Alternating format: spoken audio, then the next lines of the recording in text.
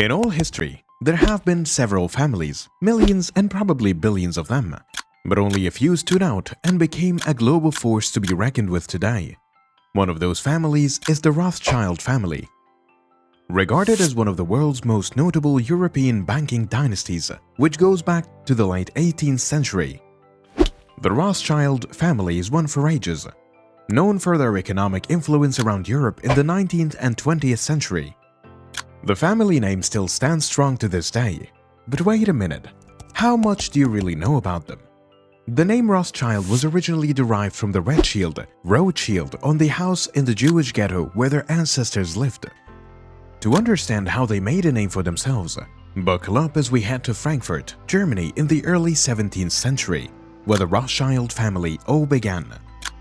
The mastermind behind the rise of the Rothschild family was Mayer Amschel Rothschild, who grew his family with his 5 sons: Nathan Mayer, James Mayer, Solomon Mayer, Karl Mayer, and Amschel Mayer.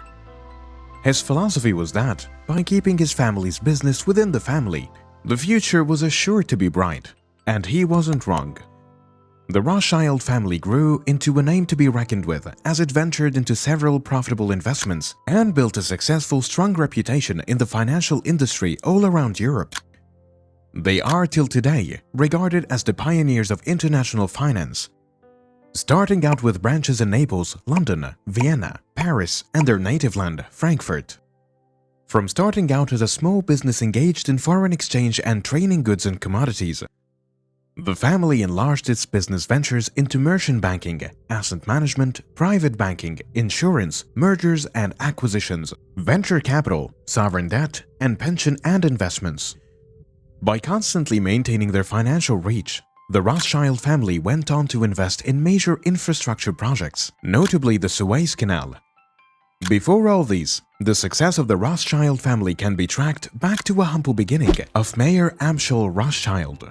While he, without a doubt, was a pioneer of the Rothschild family, the first person recorded in the family to have used the Rothschild name was Isaac Elkanan Rothschild, who was born in 1577.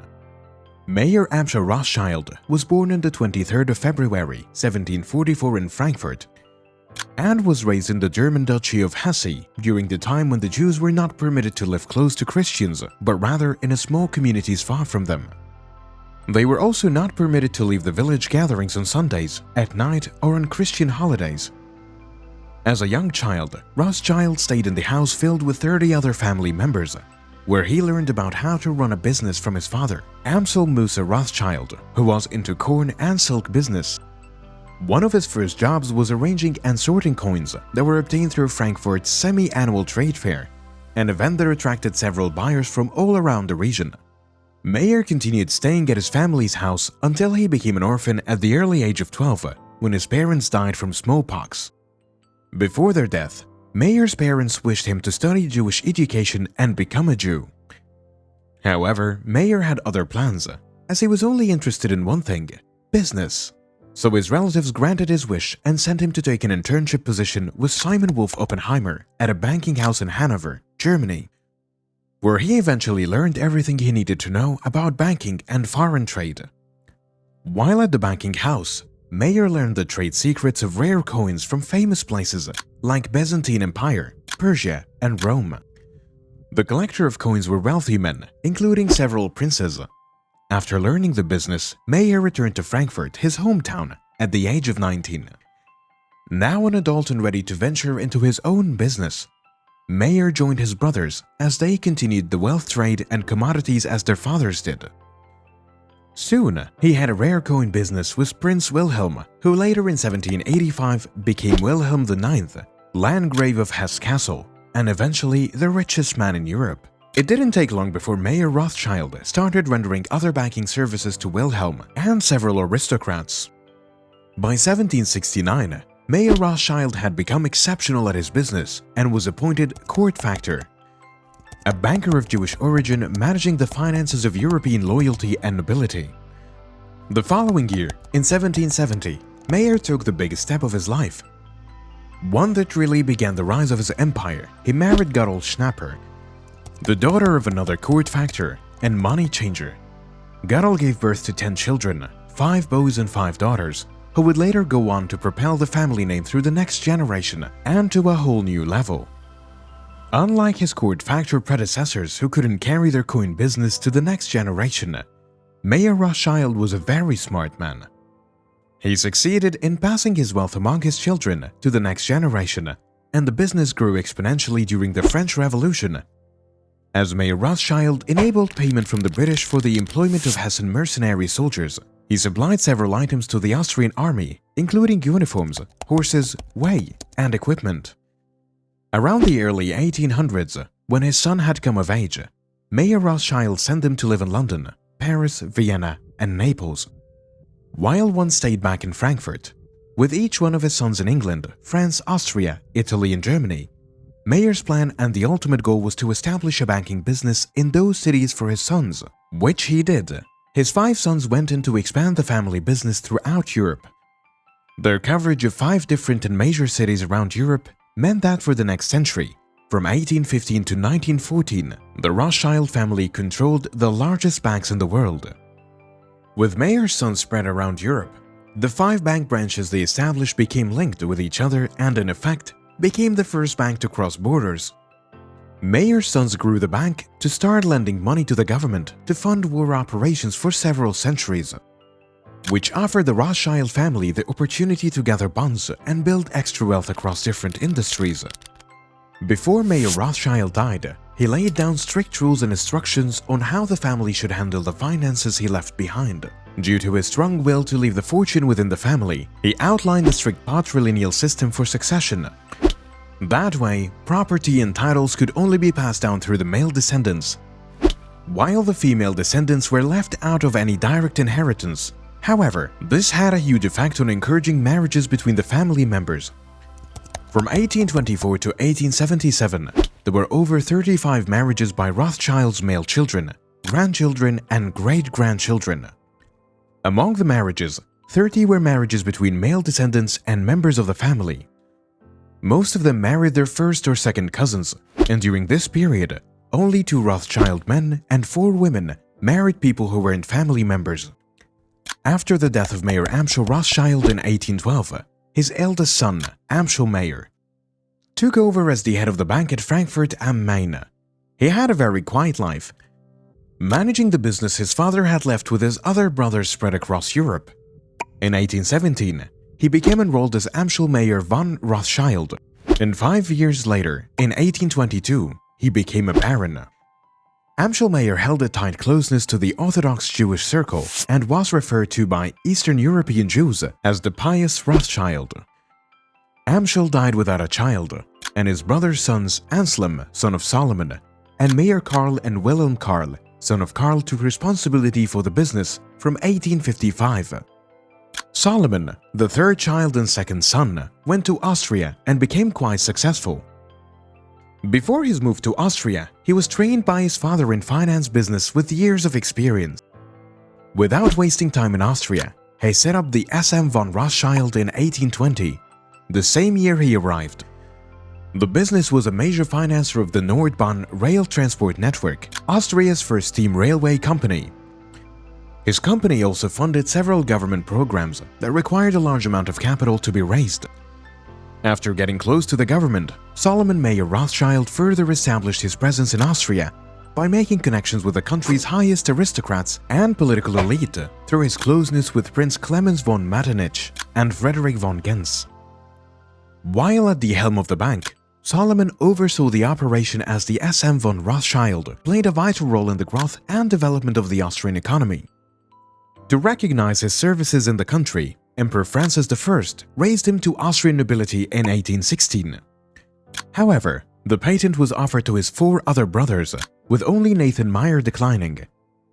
In 1822, Solomon, alongside his 4 brothers, was again honored by the emperor, when he awarded him with his hereditary title of Freiherr, which means baron in German. By 1843, Solomon Freiherr von Rothschild broke new ground in the family by becoming the first ever Jew to be awarded the honorary Austrian citizenship. His personal wealth was enormous, leading him to acquire more properties and make investments in antiquities and art. Despite his philanthropic contributions to several charitable causes, the concentration of wealth among the aristocrats in the country caused civil unrest. By the time the revolution hit its peak in 1848 in the Habsburg area, there were anti-Rothschild sentiments being written about in broad sheets, such as the Ein Offener Brief. With the fall of Metternich, Solomon lost some of his political clout and his bank a considerable amount of money, but was still able to keep the family name and business running. When Solomon reached 74 years, he came under heavy pressure to surrender the reins to his son Anselm, as is the family tradition. He later did, but not without rancor, and left Vienna back to Paris, where he died in 1855. After his death, some objects from his art collection from the Italian and French Renaissance were donated to the Louvre, including 2 paintings by Carlo Dolci. Among Mayer Rothschild's 4 sons who went to another European country, it was the 3rd son Nathan who became the most successful, propelling the Rothschilds' family name even further to centuries to come. Nathan initially moved to Manchester, England in 1798, where he set up a textile business with working capital of £20,000, which is equivalent to £1.9 million today. A figure that shows how much of a successful man Nathan was. He later relocated to London, where he established himself as a renowned banker and set up a prestigious N.M. Rothschild in 1810. But that wasn't all. Just like his father, Nathan didn't focus on one line of business at a time, so he traded on the London Stock Exchange, which led him to set up the family's bank called N.M. Rothschild & Sons Limited, which became the 7th oldest bank in England in terms of continuous operation. By using pigeons as a network for communication with his brothers, Nathan positioned himself as the central bank of Europe, providing funds for several infrastructures, like making purchases for kings, protection of national banks and railings, which industrializations helped start the revolution. Like other Rothschild banks established by Mayer's sons, N.M. Rothschild & Sons Limited gave credit to the British government when they were in crisis. During the Napoleonic Wars, the bank financed the British government's subsides to allies and lent money to pay the troops. In a nutshell, the Rothschild family almost single-handedly financed the war effort.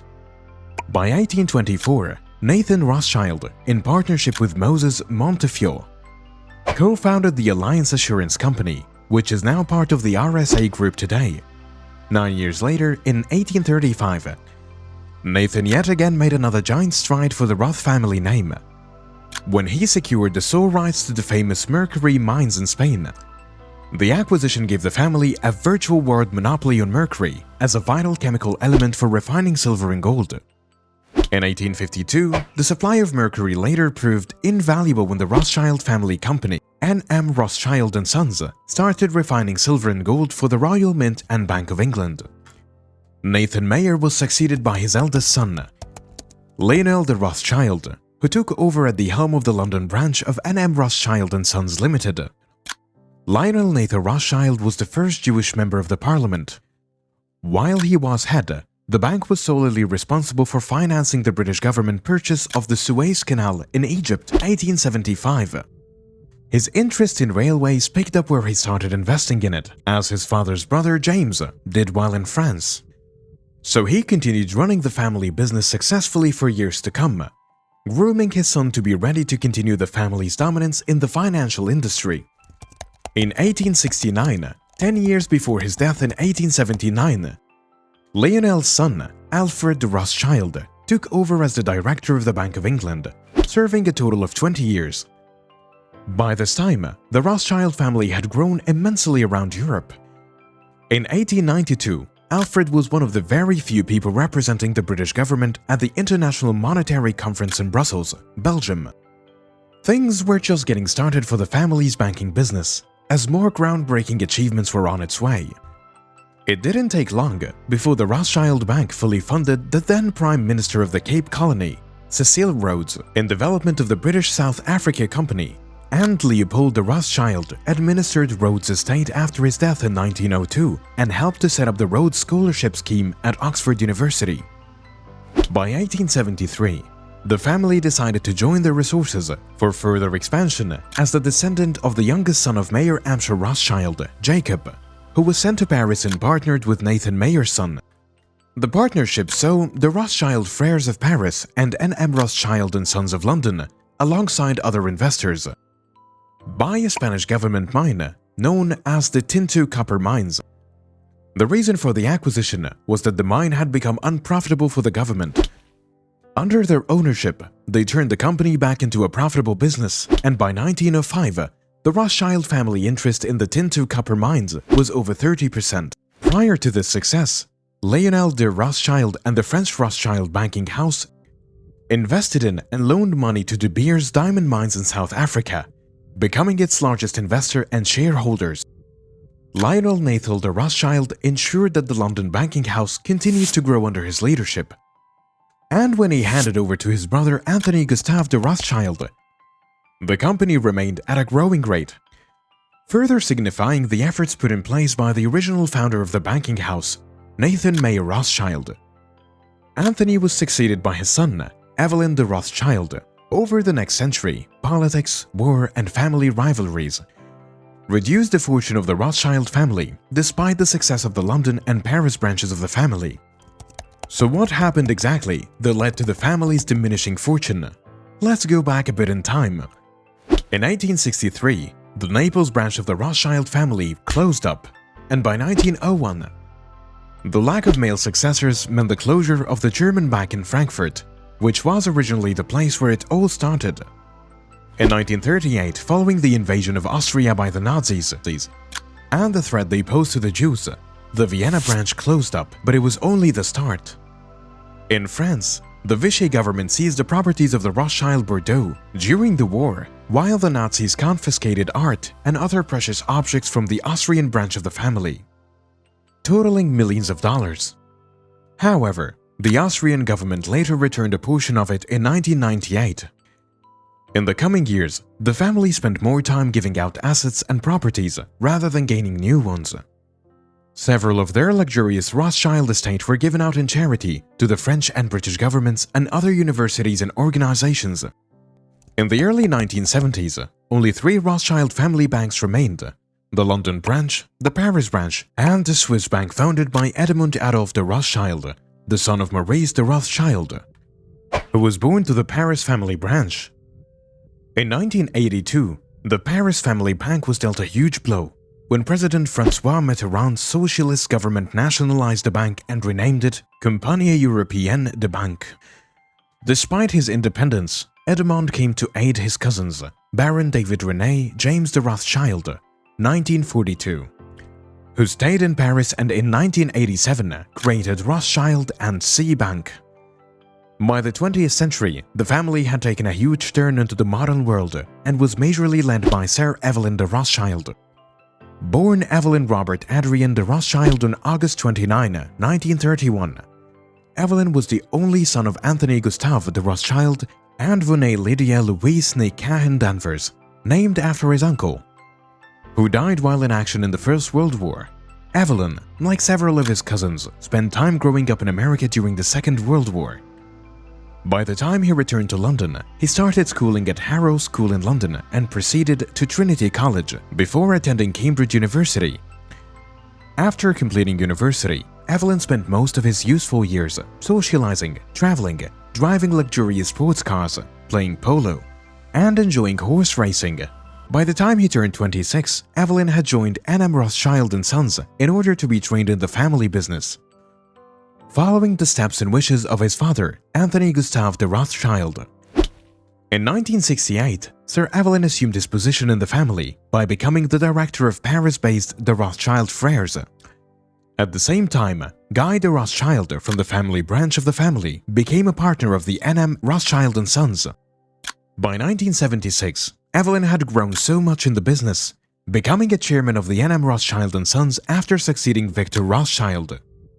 In 1982, he continued his huge rise in the family by becoming the chairman of the Rothschild Continuation Holdings AG, the coordinating company for the family's merchant banking group, and by 1994, he became the co-chairman of Rothschild Bank AG Zurich, and to date, the Rothschild family remains an integral part of the United Kingdom economy due to their ownership of the N.M. Rothschild and Sons Limited. Before the retirement of Sir Evelyn as the head of the company in London, he oversaw a merger between the English and French banking companies with his French cousin, David René de Rothschild, who became the head and executive chairman of the Rothschild international banking businesses, while Sir Evelyn continued as a non-executive chairman of N.M. Rothschild & Sons, while still privately owned by the Rothschild family. A £34 million net profit was reported at the end of 2014, and by 2020, the bank had filed that it generated £2.97 billion in revenue and had made £606 million in net income and £101.6 billion in assets under management. In the years that followed, the Rothschild family wealth was divided among the descendants and heirs. Today, the family holdings are spread across several industries, especially the financial industry. It also includes the mining industry, real estate, energy, and charitable work. The French branch of the family also owns several wineries in South Africa, Australia, France, and other parts of the world. Traditionally, the fortune of the Rothschild family is mainly invested in close-held corporations, and today, they have corporations that have continued to see huge success. Several of the family members are employed and directly work for the corporations, while others are invested in several operations aimed at expanding and increasing the family's wealth. The remarkable success of the Rothschild family over the past centuries has been majorly due to their strong interest in financial corporations, cooperation, and becoming entrepreneurs. Keeping the business in the family and practicing smart business principles established by their founding ancestors. The Nathan Rothschild estate was closely tied to the other fortunes held by the family and became part of the prize collection passed on to the next generation of the family. The descendants continued to finance global business operations and contribute to scholarly, humanitarian, cultural, and business endeavors with David Mayer de Rothschild, a British adventurer, environmentalist, and son of Sir Evelyn de Rothschild. Currently regarded as the richest member of the family, with a esteemed net worth of over $10 billion. For a family with such a rich history, it doesn't come with a huge surprise. The family motto is Concordia, Integritas, Industria, which means harmony, integrity, and industry. Currently, the family's entire net worth is believed to be staggering $400 billion, with some estimations reaching $1 trillion. If you enjoyed this video, do leave a like and subscribe to this channel for more interesting stories about your favorite companies, families, and people.